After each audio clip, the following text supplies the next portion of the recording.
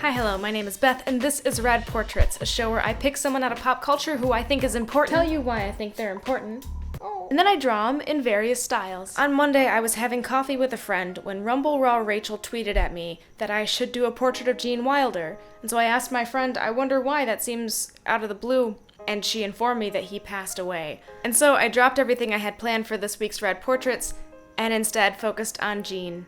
Willy Wonka and the Chocolate Factory was the most influential Gene Wilder movie to me, and so I thought I would do his portrait out of candy. Last week I did coffee, so I didn't want to do chocolate, like another brown edible substance. Edible, I said. And so I decided to go with hard candy, with Jolly Ranchers, as a matter of fact, and boy, was that a dumb idea. Something I can appreciate is that even in death, Gene Wilder is still making me laugh, because trying to paint with Jolly Ranchers is ridiculously funny in how impossible it is.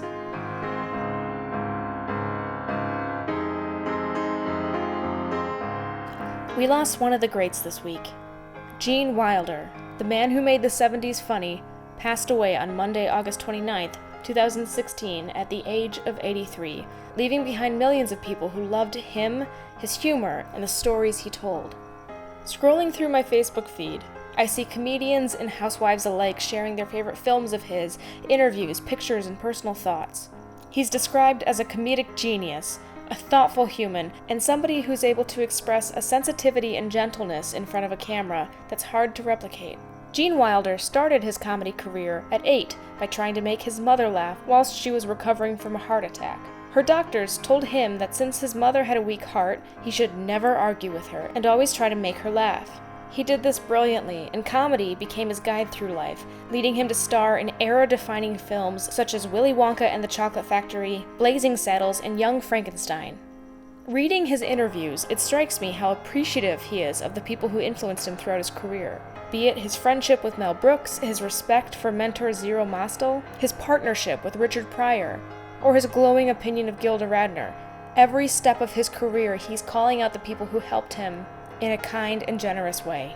Speaking of Gilda, Gene was married 4 times in his life, but his most noted romance was with the original SNL cast member, Gilda Radner. She famously said of the relationship, "It felt like my life went from black and white to Technicolor." And the two were together for 7 years until Gilda's untimely death from ovarian cancer.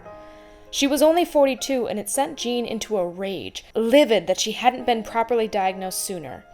In 1991, he spoke to Congress on behalf of cancer patients, co-founded Gilda's Club, a nonprofit organization dedicated to providing social support for cancer patients, and had the ovarian cancer research program at Cedars-Sinai Medical Center in Los Angeles named for Gilda. Gene left showbiz in the 90s and wrote for the rest of his days.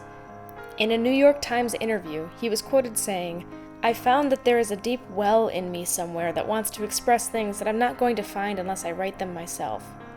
A creative soul until the end, I'm glad to have breathed the same air as him and to have experienced the work that he made. Rest in peace, Gene Wilder. Thank you."